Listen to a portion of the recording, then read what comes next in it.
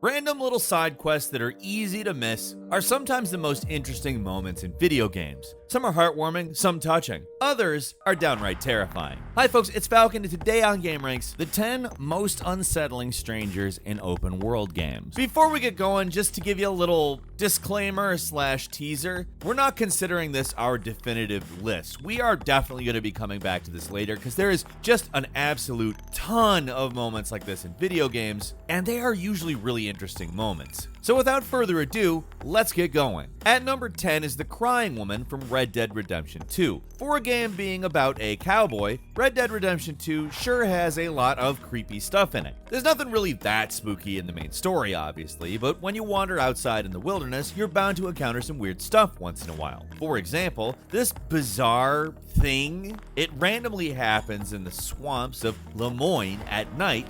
When riding around, Arthur hears the sound of a crying woman. She's wearing a white gown, she's barefoot, and it seems like she needs help. So Arthur tries to console her, but when you get close enough, she turns around and attacks you with a butcher knife. She's got this bizarre white paint on her face and howls like crazy before running off, and that seems like it, but if you're not on guard, then you'll find yourself getting an axe to the gut by another one of her friends waiting in ambush.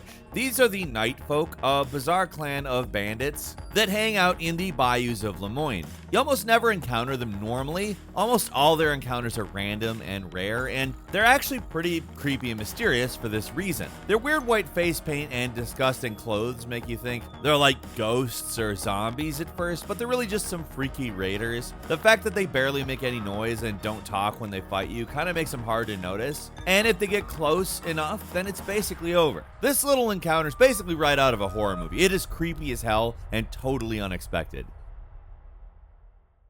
At number 9 is the Madness of the Stones World event from Assassin's Creed Valhalla. This series isn't exactly known for its creepy moments or anything, but with Valhalla, the developers tried to add a little more spice to the many side quests and encounters you'll engage with over the course of the game. There is a lot more weird and wild stuff that happens. Some of it is goofy, sometimes it's kind of sad, but there's also stuff that can be pretty creepy. I'm gonna skip some of the obvious creepy stuff like the random serial killers or ambushes. I'm going to focus on something a little more unique. This event, which you encounter in Scent, is definitely unique. That is for damn sure. It's both kind of funny, but also kind of creepy, depending on how you're feeling.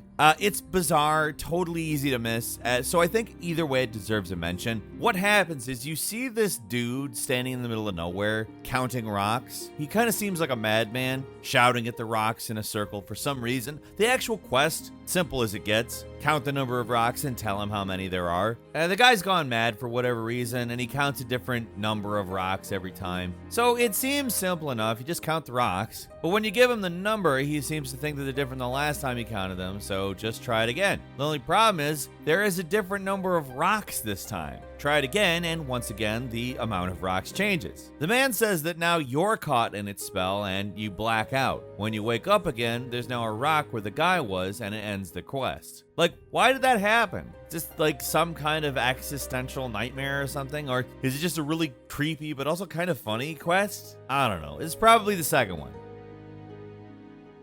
At number 8 is Babette's Snack from the Skyrim Dawnguard expansion. There are all kinds of random events that occur in Skyrim, but most of them are not all that interesting, really. There's going to be a bandit attack, or you'll meet a merchant or something, but rarely any noteworthy things happen. This one instance is totally different though. It's not scary exactly, you're not in any real danger, but it is creepy. This is one of those wandering events that can happen pretty much anywhere in Skyrim, so that alone makes it kind of difficult to find, but on top of that, you need to both have the Dawnguard expansion installed, as well as be a member of the Dark Brotherhood to get it to trigger, so there are a few roadblocks in seeing this event. One member of the Dark Brotherhood is Babette, a vampire with the appearance of a little girl. She's mostly just around to sell you items and add some flavor to the Brotherhood base, but on rare occasions you can actually find her out in the wilderness. As far as I can tell, it only happens at night. When you see her, she's standing by a corpse, and if you talk to her, she mentions how there's a cook at the Dark Brotherhood sanctuary, but that she has more refined tastes. Like I said, it's not scary, she's your ally after all, but it's still kind of creepy to stumble on this little girl standing around with a person she killed, acting like it's no big deal. Let's be real,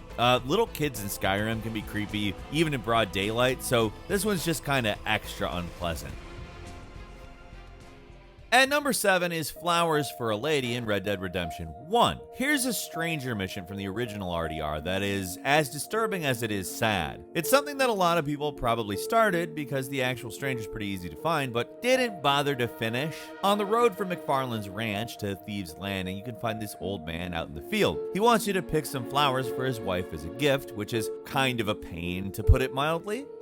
He wants 3 types of flowers. All of them are in the middle of nowhere, and they all blend in pretty easily with the environment too. It's not exactly visually distinct, let's say. Pretty much the only sensible way to pull this off is to buy a survivalist map, which highlights any flowers you can pick on your map, and then just start looking up the general locations of all these flowers. That's the reason a lot of people never bothered finishing this one. The requirements are just kind of a pain. But if you do manage to get the required flowers, then the guy invites you into his house for tea, where you can find his wife propped up in a chair looking like she's been dead for, well, a long time. The guy is in total denial about her death too, like just pretending that she's alive. If you bump around the house, it's even possible for her head to fall off, which is just another gruesome detail to an already creepy scene. The guy's not like a psycho or anything. He's probably like overwhelmed with grief and can't handle anything. And he doesn't try to kill you or anything, so it's not like full-blown scary, but the whole thing is unsettling, to say the very, very least. Beyond that, it's also sad, so you feel kind of unsettled in terms of your character's safety, but also this melancholic, wow, that sucks feeling. I'm sorry, mister. I guess I forgot I had an appointment with Planet Earth. Nice to meet you again, ma'am. At number 6 is the Morning Woman of Toussaint in The Witcher 3. It's a simple surprise that you can run into while playing the Blood and Wine expansion to Witcher 3. There is a lot of creepy stuff that occurs during like main quest missions and even prominent side quests, and it's not really the random stuff you find, so this little event is maybe a bit of a surprise. There is a treasure marker in the abandoned town of Olive Grove near the Duntine Crossroads. When you go there, you'll find this hooded woman standing over a dead body. They do not respond to you at all if you approach. They don't seem to do anything. But if you attempt to loot the body, she'll suddenly transform into a hulking vampire monster called a Bruxa and attack you. Like, it's a small thing, but the minimal storytelling and spooky atmosphere of the place really add to it. It's similar to the Crying Woman from Red Dead 2, but with a Witcher 3 twist. Both are pretty classic jump scares, but they're things you wouldn't expect to encounter in a game like this, and that's a big part of why it's so effective. At number 5 is the Alpine River Cabins from Fallout 76.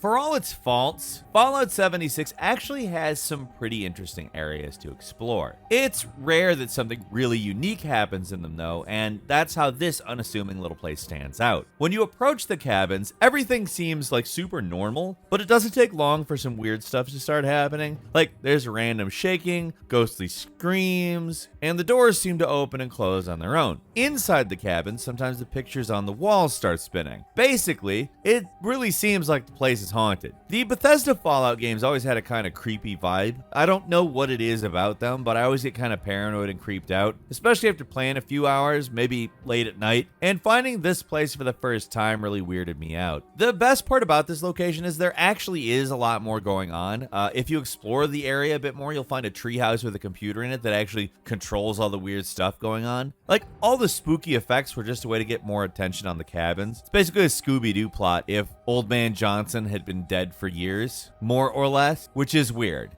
And number 4, the Smoke Monster from Just Cause 3. These coordinates, north 40, 48.085, east 5, 34.910.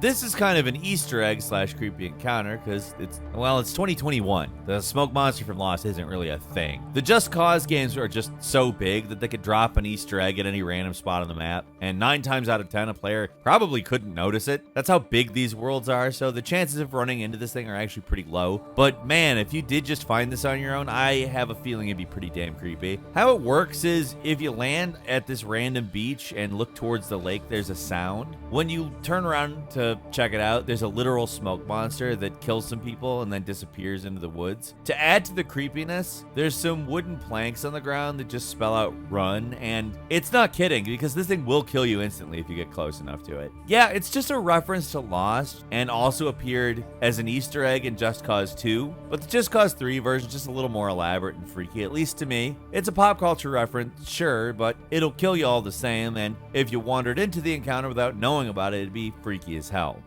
And number 3 is the Pickman Gallery in Fallout 4. A location with no associated quests or really anything noteworthy looking about it is where you'll find this. Nothing really is notable, but inside it's a different story. It's located on the north end of Boston. It's a gallery that contains a lot of unsettling paintings as well as, some mutilated corpses. The whole place is just creepy as hell and disgusting.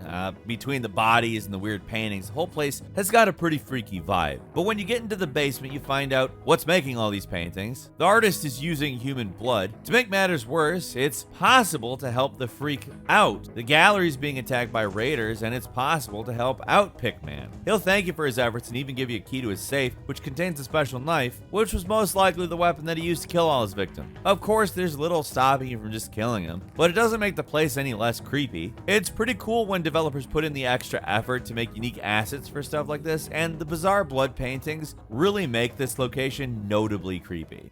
At number 2 is Legend of Zelda Breath of the Wild, the Shrouded Shrine quest. Breath of the Wild isn't really a scary game at all. It's Legend of Zelda. These games are supposed to be for everyone, but one totally optional area really stands out as creepy. Found way up north in the Great Hyrule Forest section of the map, this shrine is found within the Typhlo ruins. And if you're scared of the dark, then this place is probably the worst. It's pitch black, and even when you're carrying a torch, you're not going to see anything. Anytime you swing a torch or a weapon, it'll go out, so you got to go into this place prepared or you'll just be wandering around in pitch blackness. Probably the scariest part comes near the end when you find the shrine entrance. Looking around a little more, you can find the orb that you need to open it, but it's attached to a giant Hinox which ambushes you from the darkness in a moment of total pants-shitting terror. Maybe it's just because it's the Zelda game or something, but I found this place really freaky. It's so dark and oppressive, it really stands out compared to the rest of the game, and if I'm totally honest, it is great.